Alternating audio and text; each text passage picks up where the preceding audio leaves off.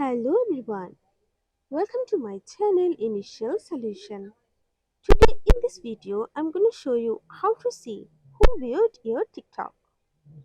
So go for your TikTok account and go for your profile section over here. So now you can see here an icon like this here. So click on it and now you have to turn on profile view history. Turn on and now you can see all of profile viewer of your profile. So this is how you can see who viewed your profile or TikTok.